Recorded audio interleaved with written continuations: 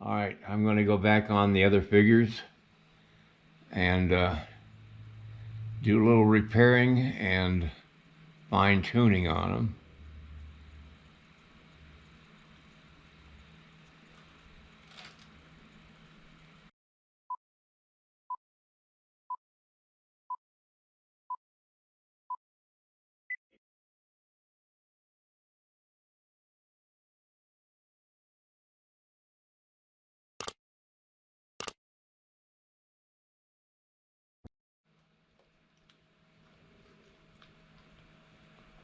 I had the base split on me, and so I glued it together to hopefully repair it. But there's no guarantee that's going to get repaired. I'm going to press that in there to try to keep the board together. So that's going to look weird, really weird, but that split right there will solidify. At least that's what I'm hoping.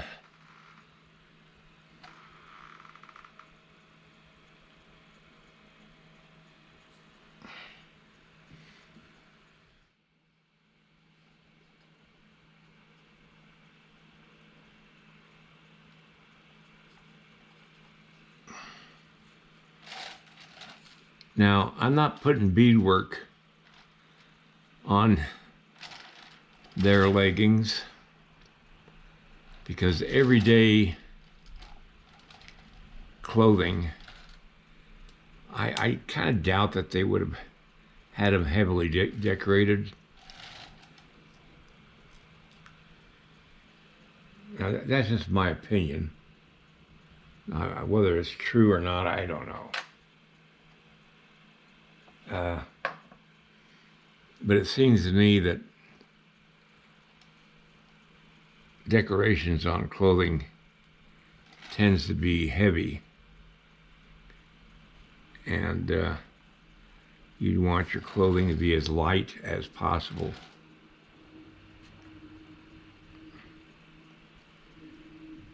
Now, I know that I've read that after a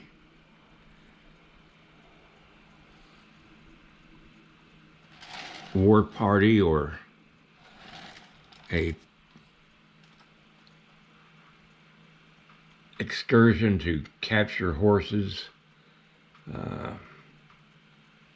they would change their clothing into their decorated clothing to enter the village and announce their victory.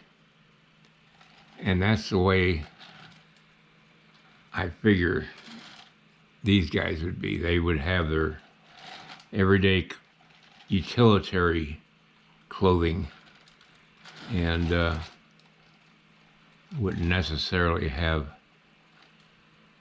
clothing that had a lot of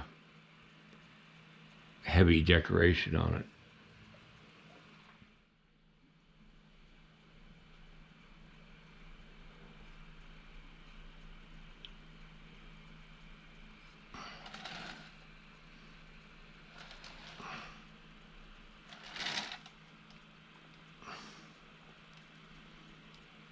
Now, this is during the fur trade period. They didn't have seed beads, which were the real small beads that they would decorate their clothing with in geometric patterns and stuff like that. They didn't have those until about the 1850s. This is in the 1840s. And the type of beading they would have had would have been trade beads, would have been pony beads. And pony beads are big, oversized beads. And believe me, that would have been a heavy set of beads to have on your clothing. They did have quill work, which was porcupine quills that they would boil and color or dye and make patterns with. But that took so much work that it would have been a valuable item that they would not want to have damaged going through brush and stuff. So I would think that quill work would be not used except for special occasions. Now I'm trying to do this fringe in a way that makes it at least hopefully easy to cast. But nothing on this piece is going to be easy, I'm afraid.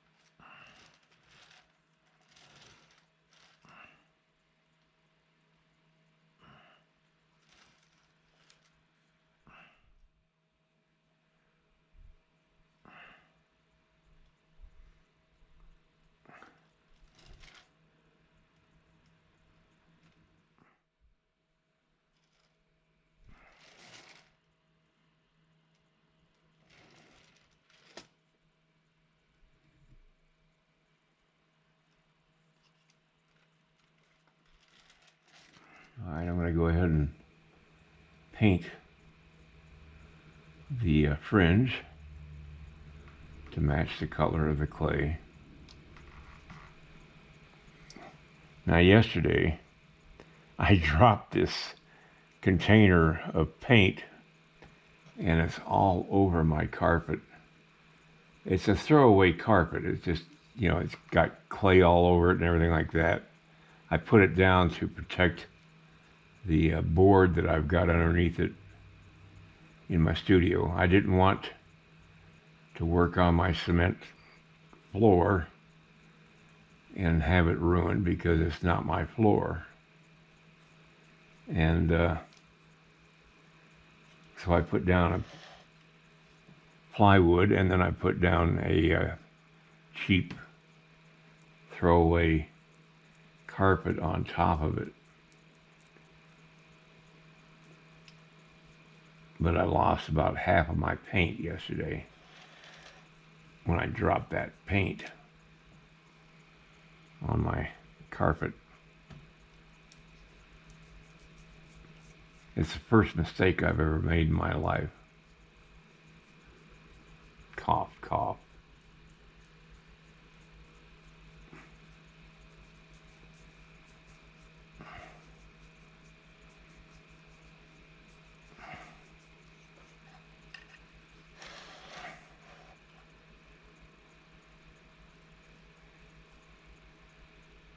All right, I got a lot of work to do on this guy, and I'm going to have to do it next week. I've got all this to fill in. I've got the extensions of the animal's legs. I've got to work on that. I've got more fur texture to do on the clothing or the headdress. Got work to do on the arm. I'm going to have to do a permanent shield that will attach to the arm. I've got cleaning up to do and muscle structure to work on. The fringe is just about dry. The paint, I mean. And I'm going to be filling in areas behind the fringe. That's about all I got time to do today. It's getting too late in the afternoon. I've spent a lot of time today just preparing myself. So I'll see you guys next week, and I hope you have a great weekend. Good night. If you like this video, please like and subscribe to my channel. It really would help me. Also, check out the link below this video. It will take you to a review of my 9 instructional videos that could be very helpful to you if you're thinking of sculpting. Good night, everybody.